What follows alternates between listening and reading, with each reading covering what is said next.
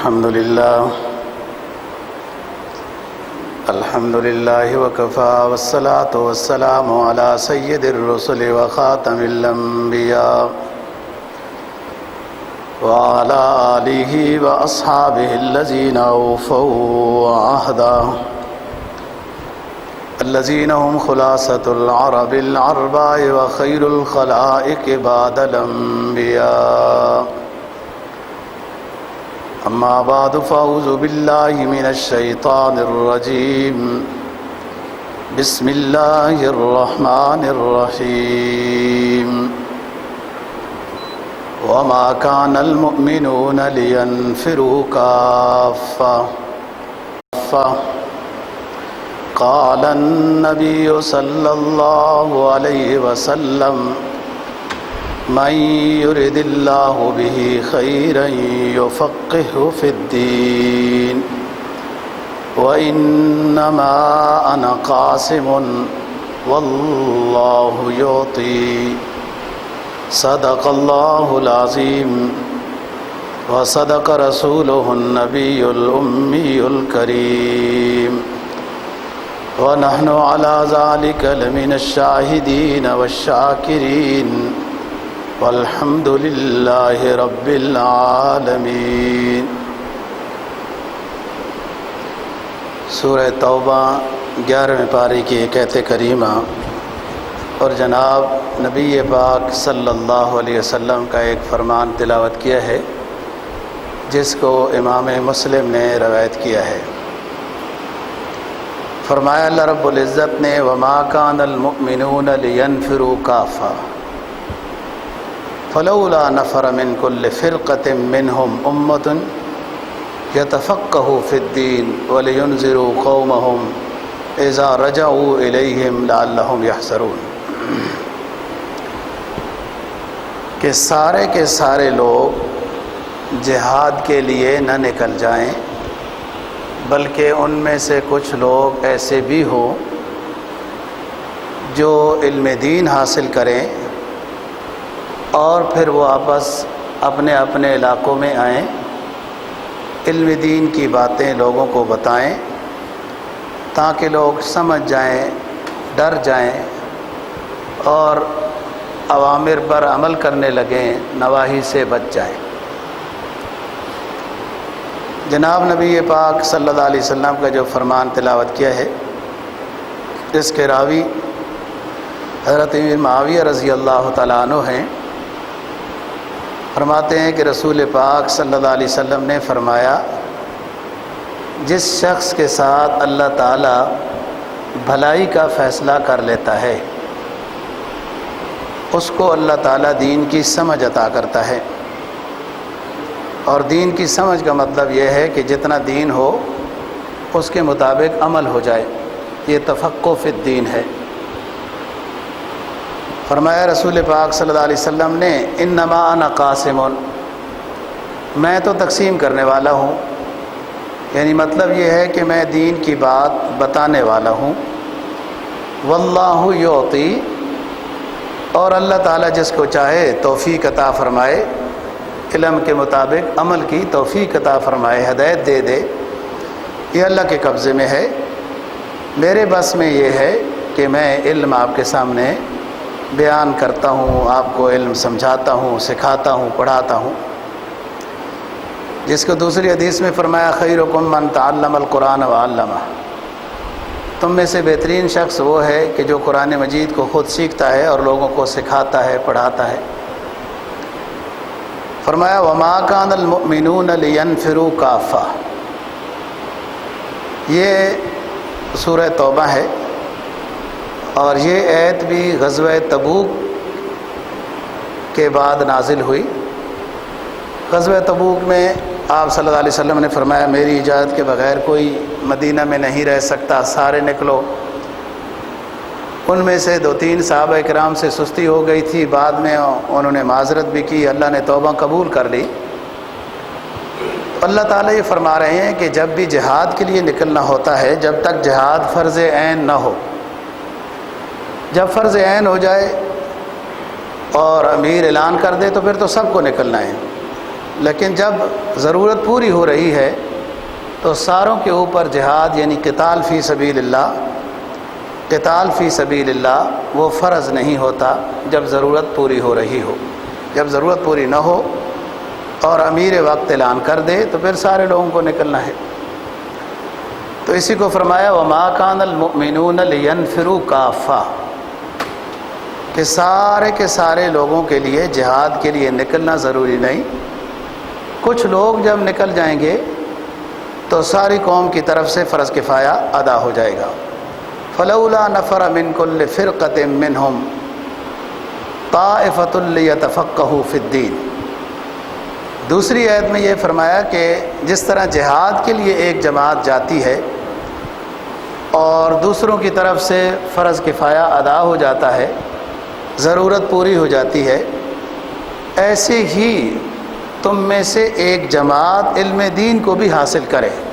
فلولا نفر من کل فرقۃ منہم طائفۃ لیتفقہوا فی الدین، تم میں سے ایک جماعت علم دین حاصل کر لے، مکمل علم دین، تو فرض کفایہ ادا ہو جائے گا۔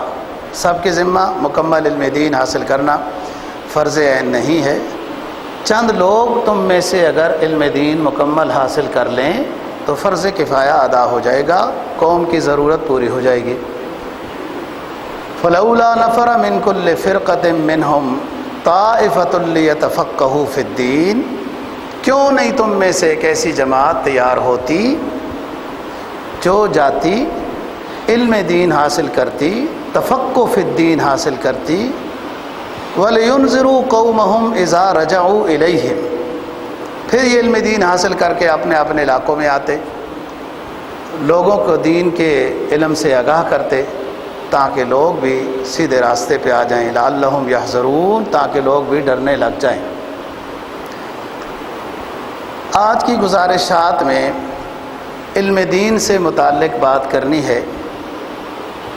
قرآن مجید نے علم دین حاصل کرنے والوں کے درجات اور فضائل بیان کیے، نبی پاک صلی اللہ علیہ وسلم نے علم دین حاصل کرنے والوں کے فضائل اور مناقب بیان کیے، اور ان فضائل و مناقب خواہ قرآن میں بیان ہوئے ہوں یا احادیث مبارکہ میں بیان ہوئے ہوں، یہ جس علم کے فضائل اور مناقب بیان ہوئے ہیں وہ قرآن و حدیث کا علم ہے۔ جو ہنر ہیں دنیا گزارنے کے لیے، ان کو قرآن اور احادیث نے علم کے نام سے معنون نہیں کیا ہے۔ سورہ جمعہ کے اندر قرآن مجید نے بتایا ہے کہ هو الذی بعث فی الامیین رسولا منہم یتلو علیہم آیاتہ ویزکیہم ویعلمہم الکتاب والحکمہ۔ آپ خیال سے بات سنیں گے تو بات سمجھ آئے گی۔ فرمایا هو الذی بعث فی الامیین رسولا منہم، ہم نے نبی آخر الزمان صلی اللہ علیہ وسلم کو امیوں میں بھیجا، جو لوگ پڑھے لکھے نہیں تھے۔ کیوں بھیجا؟ یتلو علیہم آیاتہ ویزکیہم ویعلمہم الکتاب والحکمہ، تاکہ ان کو قرآن کی تعلیم دیں، علم شریعت کی تعلیم دیں، اللہ کی معرفت بتائیں، توحید رسالت کی بات بتائیں۔ ہم نے رسول کو امیوں میں بھیجا، ان پڑھوں میں بھیجا۔ امی کا ترجمہ ہے۔ اب یہاں پر تھوڑی سی سوچنے کی بات ہے۔ مکہ والے لوگ یا حجاز والے، وہ کھیتی باڑی کرنا جانتے تھے، باغبانی جانتے تھے، مکان بنانا جانتے تھے، کاروبار کرنا جانتے تھے، حتیٰ کہ سودی لین دین کرنا بھی جانتے تھے، لڑائیاں جھگڑے بھی جانتے تھے، تیر کمان بنانا بھی جانتے تھے، ڈاکے ڈالنا بھی جانتے تھے، اور طرح طرح کی باتیں تھیں، دوسرے ملکوں سے سفر کرنا بھی جانتے تھے۔ یہ سارے کام یہ مکہ والے لوگ جانتے تھے۔ مکان بنانے اور لوہے کے آلات، زرے تلواریں بنانا، تجارت کرنا وغیرہ، یہ سارے جانتے تھے۔ جو اس وقت کے لحاظ سے دنیا گزارنے کے لیے ضروری چیزیں تھیں، وہ چیزیں وہ ساری جانتے تھے، اس کے باوجود قرآن مجید نے مکہ والوں کو امی کہا، ان پڑھ۔ اس کا مطلب یہ ہوا کہ پڑھا لکھا شعبہ کوئی اور ہے، یہ دنیا گزارنے کے جتنے علوم و ہنر ہیں، یہ جتنے پیشے ہیں، اس کو علم نہیں کہا جاتا۔ علم کیا ہے؟ جس کو نبی پاک صلی اللہ علیہ وسلم نے آ کے لوگوں کو سکھایا، سمجھایا، اور وہ ہے قرآن اور حدیث کا علم۔ اسی علم کا بیان ہے قرآن میں بھی اور احادیث میں بھی۔ لفظ علم، اب تک یہ اصطلاح اسی طرح ہے کہ جب آپ کے سامنے عالم بولا جائے گا تو ان پڑھ شخص بھی یہ سمجھ جائے گا کہ عالم اسی کو کہتے ہیں جو قرآن حدیث جانتا ہے تھوڑا بہت۔ جب کہا جائے گا حافظ صاحب تو یہی سمجھا جائے گا کہ قرآن مجید کا یہ حافظ ہے، اس لیے اس کو حافظ صاحب کہا جاتا ہے۔ کبھی بھی موجودہ دور میں بھی کسی کو عالم کہا جائے تو اس کا یہ مطلب نہیں ہوگا کہ یہ صندوق بنانا جانتا ہے، یہ دیوار بنانا جانتا ہے، یہ کپڑے سلائی کرنا جانتا ہے، یا اور چیزیں جو ہیں۔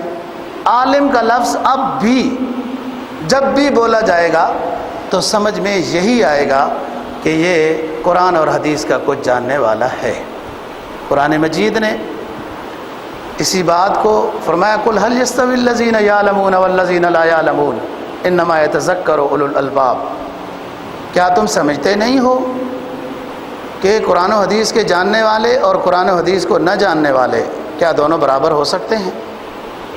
دوسری جگہ فرمایا والذین اوتوا العلم درجات، جو علم والے لوگ ہیں ان کے درجے اونچے ہیں، اور علم سے مراد قرآن و حدیث ہے۔ یہ پہلے بتا چکا ہوں کہ دنیاوی جتنے پیشے تھے جن سے زندگی گزارنا ضروری تھی وہ سارے مکہ والے، مدینہ والے، شام والے یہ سب جانتے تھے، لیکن اس کے باوجود ان کو ان پڑھ کہا گیا۔ معلوم ہوا کہ وہ خاص علم ہے جس کو حاصل کرنے کے بعد بندہ امی کے لقب سے نکل جاتا ہے، وہ پڑھا لکھا شمار ہوتا ہے۔ پڑھا لکھا تب شمار ہوگا جب قرآن حدیث کو جانتا ہوگا۔ دوسری جگہ سب سے پہلی وحی نبی پاک صلی اللہ علیہ وسلم پر جو اتری ہے غار حرا میں، اقرأ باسم ربک الذی خلق، خلق الانسان من علق، خلق الانسان من علق، اقرأ باسم ربک الذی خلق، اقرأ پڑھیے اللہ کے نام سے، اور علم بالقلم، آگے آپ کو قلم بھی دیں گے، اس سے بھی علم، لیکن سب سے پہلی بات جو بتائی جا رہی ہے وہ اقرأ باسم ربک الذی خلق، خلق الانسان من علق، اقرأ وربک الاکرم الذی علم بالقلم وعلم الانسان ما لم یعلم۔ اب یہاں ذرا سوچنے کی بات ہے۔ ابھی آپ کو بتایا کہ مکہ والے مکان بنانا جانتے تھے، تلواریں بنانا جانتے تھے، کاروبار کرنا جانتے تھے، سودی لین دین جانتے تھے، تو قرآن کہہ رہا ہے کہ جو نہیں جانتا انسان، اے نبی آپ پڑھیے، جو نہیں جانتے ان کو یہ پڑھائیے۔ معلوم یہ ہوا کہ وہ چیز پڑھانے کے لیے نہیں ہے، وہ تو فطرت کے مطابق ہو جاتا ہے۔ اقرأ باسم ربک الذی خلق، خلق الانسان من علق، اقرأ وربک الاکرم الذی علم بالقلم، علم الانسان ما لم یعلم۔ اے نبی آپ انسان کو وہ علوم سکھائیں جو نہیں جانتا۔ وہ تو مکان بنانا جانتا ہے، مکان بنانے سکھانے کے لیے نبی نہیں آئے۔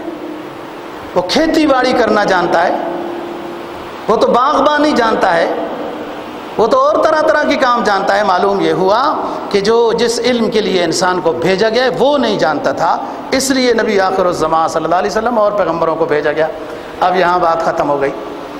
دوسری جگہ آئیں، فرمایا الرحمن علم القرآن، خلق الانسان علمہ البیان۔ الرحمن علم القرآن، خلق الانسان علمہ البیان۔ رحمان صفت مشبہ ہے، اللہ تعالیٰ کی صفات میں سے وہ صفت ہے کہ جس کو یہ تعبیر کیا جائے کہ سمندروں اور دریاؤں سے بھی زیادہ اللہ کی رحمت برستی ہے، تو بھی ترجمہ پورا نہیں ہوگا۔ رحمان میں اتنی صفت رحمت ہوتی ہے، بہت زیادہ مہربان ذات الرحمن۔ علم القرآن، جس نے قرآن سکھایا، خلق الانسان، انسان کو پیدا کیا، اور علمہ البیان، انسان کو گویائی عطا کی ہے، سمجھنے، پڑھنے، لکھنے، بیان کرنے کی صلاحیت عطا کی ہے، وہ انسان میں ہے۔ سب سے پہلی بات بتائی اللہ نے اپنی صفت رحمت کو بتایا کہ اللہ بہت مہربان ہے، اس کی مہربانی کو ملحوظ رکھ کے آگے سفر کرو۔ اور خلق علم القرآن، قرآن پہلے ہے، انسان کی تخلیق بعد میں ہے، بل وہ قرآن مجید فی لوح محفوظ، اللہ نے جو کتاب آخر میں بھیجنی تھی پہلے سے ہی لکھی ہوئی تھی۔ قرآن کا علم اللہ کے ہاں عرش پر پہلے ہی ہے، انسان بعد میں پیدا کیا گیا، تو اس لیے الرحمن کے بعد علم القرآن بتایا، پھر خلق الانسان اور علمہ البیان۔ بات یہ کر رہا ہوں کہ قرآن و حدیث کی اصطلاح میں علم اور عالم جس کو کہا جاتا ہے وہ ہے کہ جو قرآن حدیث کو جانتا ہو۔ باقی علوم و ہنر زندگی گزارنے کے جو پیشے ہیں، اس کو جاننے والے، اس کے جاننے والے کو عالم نہیں کہا جاتا۔ ضرورت ہے، سیکھا گیا ہے، اور اگر اس کو بھی صحیح نیت کے ساتھ سیکھا جائے، دنیاوی ہنر کو بھی، اور رزق حلال کمانے کے لیے اصول شریعت کے مطابق استعمال ہو تو وہ بھی ثواب ہے، لیکن دنیاوی کسی ہنر کو جاننے والے شخص کو عالم نہیں کہا جاتا۔ دنیا کی کسی کتاب کے حفظ کر لینے کو حافظ نہیں کہا جاتا۔ اگر حافظ کہا جائے گا کسی کو تو سب دنیا سمجھتی ہے کہ اللہ کی کتاب کا جو یاد کرنے والا ہوتا ہے اسے حافظ کہا جاتا ہے، قرآن اور حدیث کو جو جانتا ہوتا ہے اسے عالم کہا جاتا ہے۔ مشہور حدیث ہے، حضرت ابو دردہ رضی اللہ تعالیٰ عنہ اصل تو مدینہ کے ہیں، بعد میں یہ دمشق میں آباد ہو گئے تھے، جامع مسجد کے امام لگ گئے، آنا نہیں چاہ رہے تھے لیکن لوگوں نے بتایا کہ آپ کی ضرورت ہے۔ لوگ مدینہ سے حضرت ابو دردہ رضی اللہ تعالیٰ عنہ کے پاس علم سیکھنے کے لیے دمشق آیا کرتے تھے، تاکہ ہمارا اور نبی کے درمیان کا واسطہ کم ہو، کہ مدینہ میں ایسے لوگ آباد ہیں کہ انہوں نے کسی اور سے علم سیکھا اور اس نے رسول پاک صلی اللہ علیہ وسلم سے سیکھا ہے، ہم جا کے ابو دردہ رضی اللہ تعالیٰ عنہ سے علم سیکھتے ہیں کہ جنہوں نے خود رسول پاک صلی اللہ علیہ وسلم سے سیکھا ہے، تو ہمارے اور رسول کے درمیان میں ایک واسطہ ہوگا۔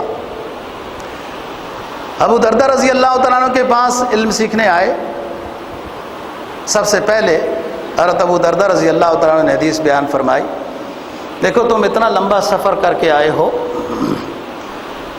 علم حدیث، علم شریعت حاصل کرنے کے لیے، تو سنو، میں نے رسول پاک صلی اللہ علیہ وسلم سے سن رکھا ہے کہ جو علم دین حاصل کرنے کے لیے سفر کرتے ہیں اللہ تعالیٰ ان کو کیا انعام عطا کرتے ہیں، سنو۔ من سلک بہ طریقا سہل اللہ بہ طریقا الی الجنہ، من سلک بہ طریقا یلتمس بہ علما سہل اللہ لہ طریقا الی الجنہ، جو شخص علم دین حاصل کرنے کے لیے نکل پڑتا ہے، معلوم یہ ہوا کہ علم دین حاصل کرنے کے لیے نکلنا پڑتا ہے، جو شخص علم دین حاصل کرنے کے لیے نکل پڑتا ہے اور اس کا مقصد خالص اللہ کی رضا کی خاطر علم دین حاصل کرنا ہے، تو سب سے پہلا انعام علم دین حاصل کرنے والے طالب علم کو اللہ یہ دیتا ہے کہ سہل اللہ لہ طریقا الی الجنہ، اس کے لیے جنت کا راستہ آسان کر دیتا ہے۔ نمبر 2، فرشتے طالب علم کے پاؤں کے نیچے پر بچھاتے ہیں۔ نمبر 3، مچھلیاں جو سمندروں دریاؤں میں تیرتی رہتی ہیں، اللہ اللہ کرتی رہتی ہیں، وہ مچھلیاں بھی عالم دین طالب علم کے لیے دعائیں اور استغفار کرتی رہتی ہیں۔ ایک اور حدیث میں آتا ہے کہ چمٹیاں بھی اپنے بلوں میں، اپنے سفر میں جو رہتی ہیں، وہ بھی طالب علم اور عالم دین کے لیے دعائیں کرتی ہیں۔ اور آگے فرمایا کہ دیکھو، عالم دین کی مثال ایسی ہے جیسے چاند کی مثال ہے ستاروں پر، اور عالم دین انبیاء کے وارث ہوتے ہیں۔ اور یہ بھی یاد رکھو کہ انبیاء علیہ السلام درہم و دنانیر نہیں چھوڑ کر جاتے، وہ علم شریعت چھوڑ کر جاتے ہیں۔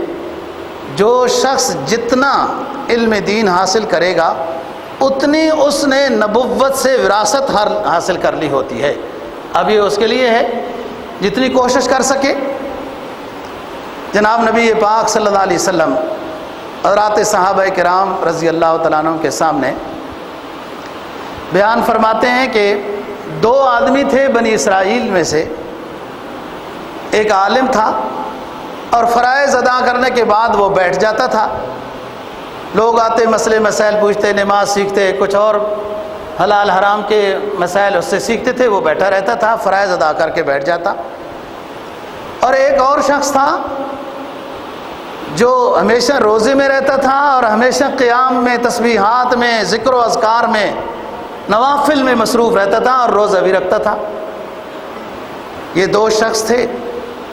پوچھا گیا حضور ان دونوں میں سے بہتر کون ہے؟ تو رسول پاک صلی اللہ علیہ وسلم نے فرمایا کہ وہ عالم بہتر ہے جو فرائض ادا کر کے لوگوں کو دین سکھانے بیٹھ جاتا تھا۔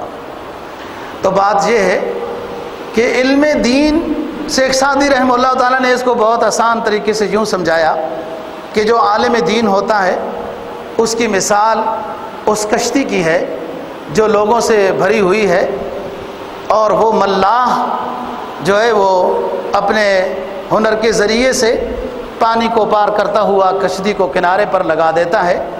تو عالم دین کی مثال اس ملاح، اس ناخدا کی ہے جو اپنے کو بھی بچاتا ہے اور اپنے ساتھ جو سوار ہوتے ہیں ان کو بھی بچاتا ہے، اور جو عابد ہوتا ہے وہ صرف اپنے آپ کو بچانے کی فکر کرتا ہے، دوسروں کو نہیں۔ حدیث میں جناب نبی پاک صلی اللہ علیہ وسلم کا فرمان ہے کہ ایک سمجھدار عالم 1000 عبادت گزار کے مقابلے میں بہتر ہے، شیطان کے ساتھ اگر مقابلہ پڑ جائے۔ 1000 عبادت گزار، عالم نہیں ہے، عبادت گزار ہے، شب زندہ دار ہے، تسبیحات والا ہے، صوم والا ہے، قیام والا ہے، لیکن عالم نہیں ہے۔ 1000 لوگ ہیں اور ایک شیطان ان کے مقابلہ کرنے آ گیا تو ہو سکتا ہے، خطرہ ہے کہ کہیں شیطان 1000 عابد پر جیت نہ جائے اور ان کو گمراہ نہ کر دے، لیکن ایک سمجھدار عالم شیطان پر غالب ہے۔ مشہور واقعہ ہے، حضرت شیخ عبد القادر جیلانی رحمہ اللہ تعالی مشہور بزرگ ہیں اور طریقت میں بھی اپنا مقام ہے، علم میں بھی اپنا مقام ہے، فن خطابت میں بھی اپنا مقام ہے۔ بغداد کے رہنے والے ہیں، اصل میں تو یہ بغداد کے نہیں تھے، لیکن وہاں پر اس وقت ایک کتب کی ضرورت تھی اور ایک کتب جا رہا تھا، تو فارس سے اللہ نے دل میں بات ڈالی اور یہ وہاں پہنچ گئے۔ اس جگہ میں ضرورت تھی۔ ایک سلسلہ ہے اولیاء اکرام کا، ہم بات کرتے رہتے ہیں، ان میں سے بھی ایک یہ لقب بھی ہے۔ بہرحال یہ چلے میں مصروف ہیں اور ایک غیبی آواز آتی ہے کہ شیخ بری ہو گئے ہو نماز روزے سے، ہر عبادت سے، تم نے اتنا اونچا اور عظیم چلہ کاٹا ہے کہ ہر عبادت سے بری ہو گئے ہو، اللہ نے تمہیں بے نیاز کر دیا ہے۔ شیخ نے جواب دیا، اور شیطان مردود لعین، اللہ کے پیغمبر معصوم ہستیاں نماز روزے سے بری نہیں ہوئی ہیں، تو عبد القادر کیا حیثیت رکھتا ہے کہ یہ بری ہو گیا ہے؟ پتہ چلتا ہے کہ تو شیطان اور مردود ہے، تو گمراہ کرنے کے لیے آیا ہے۔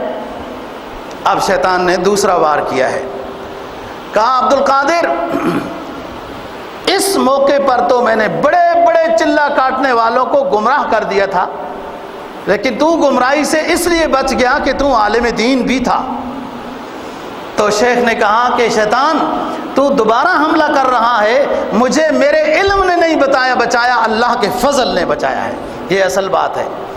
طریقت کے سفر میں، تصوف کے سفر میں، روحانیت کے سفر میں، تزکیہ نفس کے سفر میں سب سے بڑا حملہ انسان کے اوپر جو گمراہ کرنے کا ہوتا ہے وہ انسان کے اپنے نفس کا ہوتا ہے۔ وہ اس کو سمجھاتا ہے، سکھاتا ہے، تو بہت بڑا عالم ہے، تو بہت بڑے خاندان کا ہے، تو بہت بڑا یہ چیز ہے، تیری کیا بات ہے، بس یہ چیز آئی اور جو کچھ اندر پونجی تھی وہ لٹ جاتی ہے۔ تو بات یہ ہے، عالم کے ساتھ اللہ کی خصوصی مدد ہوتی ہے اور اس کو ہر زاویے میں اس کے سامنے اللہ کی مدد سے اس کے سامنے روشنی ہوتی ہے کہ کس موقع پہ کیا بات کرنی ہے اور کیسے جواب دینا ہے۔ اس لیے حدیث میں جناب نبی پاک صلی اللہ علیہ وسلم کا فرمان ہے کہ ایک عالم شیطان پر غالب ہوتا ہے جبکہ 1000 عابد شیطان پر غالب نہیں ہو سکتا۔ عبادت گزار کو شیطان گمراہ کر سکتا ہے اور اسی طریقے سے گمراہ کرتا ہے جیسے میں نے ابھی آپ کو مثال دی ہے۔ جناب نبی پاک صلی اللہ علیہ وسلم کا فرمان ہے کہ انسان دنیا جب چھوڑ جاتا ہے تو اس کا نظام تمام نیکیوں کا منقطع ہو جاتا ہے، مگر یہ کہ 3 طرح کی نیکی اگر اس نے کر رکھی ہے، ان تینوں میں سے ایک کی ہے یا تینوں کر رکھی ہیں، تو اس کے پیچھے اس کو ثواب پہنچتا رہتا ہے۔ ایک یہ کہ اس نے رفاع عامہ کا کوئی کام کیا ہے۔ رفاع عامہ کے کام سے مراد دوستو یہ ہوتا ہے کہ جس میں انسانیت کو فائدہ ہو۔ روڈ بنا لیا، گلی بنا لی، کوئی نالی بنا لی، کوئی پانی کا انتظام کر دیا، ہسپتال بنا دیا، اسی طریقے سے مسجد مدرسہ بھی داخل ہے، اور بھی کوئی باہر علاقے میں وہ کیا کہتے ہیں بڑا سی ڈھن حوض بنا دی ہے جس میں جانور پرندے وغیرہ آتے ہیں۔ ہمارے علاقے میں ایک بزرگ تھے بڑے ذمہ دار، پہلے تو آ کے عالم دین سے پوچھتے ہیں کہ میرے پاس پیسے ہیں، میں کو مسجد بنانا چاہتا ہوں۔ مسجد بن گئی، پھر کہتا ہے جی پیسے بچ گئے ہیں، میں کچھ اور رفاعی کام کرنا چاہتا ہوں۔ تو ساتھیوں نے مشورہ دیا فلاں شملات کے علاقے میں لوگ مویشیاں چرانے جاتے ہیں اور پانی پلانے کے لیے بہت دور جاتے ہیں، وہاں پر آپ بہت بڑی ایک بن کھدوا دیں کہ جس سے مویشیاں پرندے وغیرہ جانور پانی آ کے پئیں گے۔ وہ بن بھی آج تک ہے، وہ مسجد بھی آج تک ہے۔ یہ صدقہ جاریہ ہے، یعنی آپ یاد رکھیں صدقہ جاریہ میں رفاع عامہ، لیکن سب سے پہلے اندر کی کوٹھڑی کا جائزہ لیتے رہنا ہے، ریاکاری تو نہیں ہے جی، خوراک تقسیم ہو رہی ہے تصویروں کے لیے تو نہیں، اسپتال بنایا جا رہا ہے نام و نمود کے لیے تو نہیں، کچھ اور خدمت خلق کا کام کیا جا رہا ہے اور اس میں مقصد شہرت ہے تو بس گیا وہ تو دنیا میں ہے۔ بعض دفعہ مساجد مدارس میں پیسے جمع کرانے کے لیے رسید ضروری ہوتی ہے، بعض لوگ اس سے بھی ڈرتے ہیں کہ کہیں رسید لینے سے ریاکاری نہ ہو جائے۔ یہ ایک انتظامی مجبوری ہوتی ہے، رسید لینی ضروری ہوتی ہے تاکہ ریکارڈ کے اندر وہ چیز آ جائے، اور یہ کوئی ریاکاری نہیں، آپ کی نیت ہے اصل کہ ریاکاری مقصد نہ ہو۔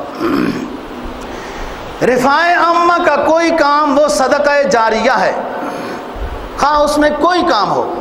لوگ اتنا تو سمجھتے ہیں ہسپتال بنا دینا یا مسجد بنا دینا یہ صدقہ جاریہ ہے، نہیں، قبرستان بھی بنا دینا صدقہ جاریہ ہے، قبرستان میں بھی پانی کا انتظام کر دینا، جنازہ گاہ کا انتظام کر دینا، وہ بھی صدقہ جاریہ ہے۔ کوئی ایسی جگہیں حکومت وہاں روڈ نہیں بنا سک رہی، آپ لوگوں کو روڈ بنا دیتے ہیں، صدقہ جاریہ ہے۔ لیکن جتنے یاد رکھو رفاع عامہ کے کام ہیں جس میں انسانیت کو فائدہ ہے، صدقہ جاریہ ضرور ہے لیکن زکوٰۃ کی مد میں سے نہیں بنائے جاتے، یہ یاد رکھیں۔ نمبر 2، اس شخص سے شاگرد ہیں، اس نے اسلامی کتابیں لکھی ہیں یا اس کے شاگرد ہیں جن کو اس نے پڑھایا ہے اور بعد میں لوگ پڑھا رہے ہیں، یہ بھی اس کے پیچھے صدقہ جاریہ ہے۔ 2 باتیں، انسان ختم ہو جاتا ہے، اس کا عمل منقطع ہو جاتا ہے، مگر اس نے کوئی رفاع عامہ والا کام اللہ کی رضا کی خاطر کیا ہے تو ثواب پہنچتا رہتا ہے۔ کوئی شاگرد چھوڑ گیا جو لوگوں کو سکھا سمجھا رہے ہیں، صدقہ جاریہ ہے، ثواب پہنچتا رہتا ہے۔ اور تیسری چیز بہت اہم ہے دوستو کہ اللہ نے اس کو نیک اولاد عطا کی ہے۔ جب یہ دنیا چھوڑ جاتا ہے تو نیک اولاد اس کو کبھی بھی کسی دن اس کے لیے دعائے مغفرت کرنے سے نہیں بھولتی۔ یہ نیک اولاد بہت بڑا صدقہ جاریہ ہے۔ پیغمبروں نے بھی وارث مانا، کیا بات کہی حضرت زکریا علیہ السلام نے؟ فرمایا رب لا تذرنی فردا وانت خیر الوارثین، اے ہمارے رب، میرے دادی پوترے میرے کزن بڑے لہو و لعب کا شکار ہیں، رب لا تذرنی فردا وانت خیر الوارثین، مجھے بہترین نیک صالح وارث عطا کر۔ اللہ نے فرمایا اے زکریا ہم نے تمہاری دعا کو قبول کیا، ہم بیٹا بھی عطا کر رہے ہیں اور تمہیں نام رکھنے کی بھی تکلیف نہیں کرنے پڑے گی، ہم اس کا نام بھی یحییٰ رکھ کر بھیج رہے ہیں۔ تیرا بازو ہوگا، تبلیغ دین میں تیری مدد کرے گا، نیک اور صالح نبی وحصورا من الصالحین، نیک ہوگا، اچھی اولاد اور نیک اولاد یہ بہت قیمتی دولت ہے دوستو۔ ہم تو پیسہ میسا قیمتی دولت سمجھتے ہیں، یہ بھی ہوتی ہے، ہو سکتا ہے کہ نیک اولاد سب سے پہلے تو بڑی دولت ایمان اسلام ہے، سب سے بڑی دولت ہے جو ہر وقت ساتھ ہے۔ نیک اولاد یہ بہت بڑا سرمایہ ہے، بہت بڑا ذخیرہ ہے، بہت بڑی دولت ہے، لیکن یہ ہوگی کیسے؟ جب اس دنیا میں محنت کریں گے نا، اپنی اولاد کو نیک بنانے کی فکر کریں گے نا، پھر وہ نیک بنے گی۔ یاد رکھو اگر اولاد نیک ہو گئی نا تو آپ کے لیے دنیا کا بھی فائدہ ہے اور آخرت کا بھی فائدہ ہے، اور اگر اولاد لوفر ہو گئی تو دنیا کا بھی نقصان ہے اور آخرت کا بھی نقصان ہے، دونوں لحاظ سے۔ ہر وقت ٹینشن، پریشانی، دماغی یا مالی پریشانی کے ایسے نقصان کر کے لوفر آ جائے گا، اس کے پاس تو کچھ ہے نہیں، پھر والد کو ہی ادائیگیاں کرنی پڑیں گی۔ تو تیسری چیز صدقہ جاریہ یہ ہے۔ قرآن مجید نے جو فلولا نفر من کل فرقۃ منہم طائفۃ لیتفقہوا فی الدین، ایک جماعت ایسی ہونی چاہیے جو علم دین حاصل کرے، تفقہ حاصل کرے۔ تفقہ یاد رکھنا، تفقہ کس کو کہتے ہیں؟ تفقہ کہتے ہیں اس علم کو کہ جس کے مطابق انسان کا عمل ہو جائے۔ اگر علم ہے عمل نہیں ہے، وہ تو شیطان کے پاس بھی بہت علم تھا۔ نبی پاک صلی اللہ علیہ وسلم کی دعاؤں میں یہ بتایا گیا کہ اللہ تعالیٰ مجھے ایسا علم عطا نہ فرما کہ جس پر عمل نہ ہو۔ اللہم انی اعوذ بک من علم لا ینفع ومن قلب لا یخشع ومن دعوت لا یستجاب لها۔ اللہ مجھے ایسا علم عطا فرما جس کے مطابق عمل ہو۔ یہ تفقہ ہے، اور یہ جماعت لوگوں کو ڈراتی رہے۔ پورا علم دین پڑھنے والی جماعت، علاقے میں سے ایک بھی ہو گیا، دو بھی ہو گئے، فرض کفایہ ادا ہو جائے گا۔ اور جس علاقے اور گاؤں بستی وغیرہ میں کوئی عالم بھی نہیں ہے تو فرمایا کہ انہیں چاہیے کہ باہر سے اپنے لیے عالم کا بندوبست کریں، تاکہ کوئی مسئلہ دینی ضرورت پیش آ جائے تو اس عالم سے وہ رجوع کریں۔ اور باقی رہی بات کہ طلب العلم فریضۃ علی کل مسلم، ہر مسلمان پر علم دین حاصل کرنا فرض ہے، وہ اتنا فرض ہے کہ جس کے بغیر اس کی زندگی گزارنا مشکل ہے۔ ہر مسلمان پر عقیدے کا علم حاصل کرنا ضروری ہے۔ عقیدے میں بنیادی بات یہ ہے، وَإِن يَمْسَسْكَ اللَّهُ بِضُرٍّ فَلَا كَاشِفَ لَهُ إِلَّا هُوَ وَإِن يُرِدْكَ بِخَيْرٍ فَلَا رَادَّ لِفَضْلِهِ۔ کوئی چیز آپ کو خیر نہیں پہنچا سکتی مگر اللہ کے امر سے، کوئی چیز آپ کو نقصان نہیں پہنچا سکتی مگر اللہ کا امر ہوا تو تب۔ پہلے تو یہ لوگ کہتے تھے کہ منہ پر یہ چیز لگاؤ تو اندر کی مستعمل آکسیجن جب باہر آتی ہے تو وہی واپس جاتی ہے، انسان کے لیے صحت کے ضرر کا سبب بنتی ہے۔ اب یہ لوگ یہ کہتے ہیں ہر وقت یہ لگا کے رکھاؤ کہ تمہاری صحت کے لیے یہ ہم لکیر کے فقیر بنے ہوئے ہیں، جس طرح وہ کہہ دیں ہم اس طرح ہیں۔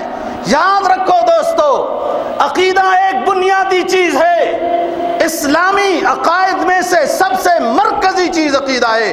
اللہ کے علاوہ کوئی فائدے کا مالک بھی نہیں، کوئی نقصان کا مالک بھی نہیں۔ یہ احتیاطی تدبیر ہیں، آپ بے شک کریں۔ کبھی وہ ہمیں اس طریقے سے الو بناتے ہیں کہ آپ جب منہ پر بند کرتے ہیں تو پھر وہ یہی جو کاربن ڈائی آکسائڈ یا کیا آپ لوگ مجھ سے بہتر سمجھتے ہو کہ یہ دوبارہ واپس جاتی ہے زہریلی گیس اور آپ کے لیے تکلیف کا سبب بنتی ہے، اور جب وہ کہہ دیں تو بار بار اندر جاتی رہے تو کچھ بھی نہیں ہوتا۔ عقیدے کو مضبوط کرو، عقیدہ مضبوط کلمہ طیبہ سے ہوتا ہے، عقیدہ مضبوط قرآن کی تلاوت سے ہوتا ہے، اور یہ سب ڈرامہ ہے، مجھ سے بہتر تو آپ جانتے ہو۔ اور عجیب بات ہے، میں جو سوچتا رہتا ہوں، کسی مریض کو محنت کر کے اللہ کے فضل سے شفا مل جائے تو اس کو انعام دینا چاہیے نا جی ڈاکٹر صاحب کو۔ ایک اچھی بات ہے نا، ایک مریض ہوا، اس پر ایک ٹیم نے محنت کی ہے، اللہ کے فضل سے اس مریض کو شفا مل گئی تو انعام دینا چاہیے۔ یہاں تو کمال گنگا ہے، جو مر جائے تو بہت بڑا انعام ہوتا ہے۔ مریض کو کورونا میں ڈال دو تو انعام ہوتا ہے، اور مر جائے تو رو رو کر، ہم نہیں دنیا کے باہر کے لوگ بھی پریس کانفرنس کر رہے ہیں، رو رو کر کے اتنے $1000 جب مر جائے تو خدا کے لیے اللہ تعالیٰ کی پناہ میں آؤ اور اللہ سے اس شر سے پناہ مانگو، اس مصیبت سے اللہ ہمیں جلدی نجات نصیب فرمائے۔ ہر مسلمان کے لیے عقیدے کا علم رکھنا ضروری ہے، ارکان اسلام کا علم سیکھنا ضروری ہے، اور وہ جو کام کرنا چاہے اس کے مطابق اس کو علم دین حاصل کرنا ضروری ہے۔ فرض کرو وہ کھیتی باڑی کرنا چاہتا ہے، اسے علم دین سیکھنا چاہیے۔ وہ کاروبار کرنا چاہیے، کاروبار کے مطابق موٹے موٹے اصول سمجھے۔ شادی کرنا چاہتا ہے تو پہلے نکاح اور طلاق کے مسائل سیکھ لے، کل جب ڈھنج گڑنج اور ڈرامہ ہو جائے گا تو پھر طلاقوں کے بعد دارالفتاؤں کے چکر لگاتا رہے گا، اس وقت نہیں، پہلے پہلے مسائل سیکھ لے۔ اور ہر کسی کو اپنے عمل کے مطابق اللہ کی طرف سے انعام ملتا ہے، دنیا میں بھی آخرت میں بھی۔ یا تو نسب نامہ بھی کام نہیں آتا۔ علامہ جامی کیا کہتا ہے؟ فرمایا بندہ عشق سدی ترک نسب کن جامی، بندہ عشق سدی ترک نسب کن جامی، کہ دریرا فلاں ابن فلاں چیزیں نیست۔ اللہ والا بندہ بن، یہ نہ سمجھ کہ میں فلانا خاندان اور فلانا خاندان، اس راستے میں خاندان کی نسبتوں سے کام نہیں چلتا، اپنے ایمان اور عمل صالح سے کام چلتا ہے۔ تو بات یہ ہے دوستو، علم دین ایک تو وہ ہے جو طالب علم حاصل کرتے ہیں، مدارس میں 10 سال 8 سال درس نظامی پڑھایا جاتا ہے۔ اللہ کرے یہ مدرسے بھی جلدی کھل جائیں، یہ سکول بھی جلدی کھل جائیں، یہ سب ڈرامہ بازی سے ہم لوگ باز آ جائیں، اللہ سب کو نجات نصیب فرمائے۔ ایک اور بات ہے جو ہر جمعے میں کہتا ہوں کہ ایک تو شرع ہے کہ سب کو بند کر کے رکھ دیا گیا ہے کہ تو ادھر بند، مارکیٹ بند، فلان بند، یہ شرع ہے۔ انسان کو آزاد پیدا کیا گیا ہے اور ایسا یہ پابندی بڑی مشکل ہے۔ یہ کہتے ہیں نا کہ آپ کے قوت مدافعت کے جراثیم بڑھ جائیں گے، یوں کریں گے۔ میں یہ کہتا ہوں گھروں میں بند کرنے سے سب سے زیادہ انسان کے قوت مدافعت کے جراثیم کمزور ہوتے ہیں، کہ اس کو آپ نے بند کر دیا، جکڑ دیا، غلام بنا دیا، وہ سوچ کے خود ہی اس کی مدافعت کی جراثیم سب کمزور ہو گئے۔ بہرحال بہت سارے وہ کام ہیں جو بندہ سمجھتا ہے حقیقت کیا ہے لیکن ڈر سے کرنے پڑتے ہیں، یہ وہی کام ہے جو ڈر سے کیے جا رہے ہیں۔ لیکن میں دوسری بات کہنا چاہتا ہوں کہ ہم گھروں میں بند ہو گئے، لہٰذا ہمیں ان اوقات کو کام میں لانا چاہیے۔ تفسیر کا مطالعہ کریں، حدیث کا مطالعہ کریں، سیرت کا مطالعہ کریں، تاریخ اسلام کا مطالعہ کریں، بہت کچھ آپ کو حاصل ہو جائے گا۔ بھائی بہت بڑے بڑے علماء نے تو اپنی جیل کی زندگیوں کو بھی کام میں لایا اور بڑی بڑی کتابیں لکھ ڈالی ہیں جیلوں میں رہ کر۔ میں بتا چکا ہوں کہ علامہ سرخسی نے المبسوط 70 جلدوں میں کنویں والی جیل کے اندر لکھی ہے، وغیرہ اور بہت ساری باتیں، اور لوگوں نے بھی کتابیں لکھی۔ قرآن مجید کی تفسیر کا مطالعہ کریں، اور یاد رکھنا ضرور اپنے ساتھ ایک استاد متعلق رکھیں، کہیں نہ سمجھ میں آئے تو اپنے عالم دین سے وہ بات پوچھیں۔ تفسیر عثمانی ہے، انوار البیان ہے، تفسیر مظہری ہے، تفسیر ابن کثیر ہے، معارف القرآن ہے، یہ بہت آسان تفسیریں ہیں، لیکن پھر بھی کہیں کچھ سمجھ میں نہیں آئے گا تو عالم سے پوچھنا چاہیے۔ معارف الحدیث جو آپ لوگوں کے لیے لکھی گئی ہے اردو میں، بخاری اور مسلم کی حدیثیں لکھ کر ترجمہ کیا گیا ہے، آپ اس کا مطالعہ کریں، نہ سمجھ میں آئے کسی عالم سے پوچھیں۔ اور سیرت کی کتاب کا مطالعہ کریں، سیرت مصطفیٰ سب سے بہترین، مفصل بھی ہے، مدلل بھی ہے، اور ندوۃ العلماء کی تاریخ ابن کثیر بھی ہے۔ مطلب یہ ہے کہ ہم مجبوراً جکڑے گئے ہیں، باندھے گئے ہیں، تو اپنے گھر کے اندر جو ہمارے قیمتی اوقات ہیں انہیں علم دین حاصل کرنے کے لیے صرف کریں، تو اس فضیلت کو آپ بھی حاصل کرنے والے بن جائیں گے کہ جو علم دین حاصل کرتا ہے، ایک باب علم دین کا کوئی حاصل کرتا ہے ساری رات کی عبادت سے بہتر ہے۔ اللہ دین کی سمجھ اور عمل کی توفیق نصیب فرمائے۔ واقعہ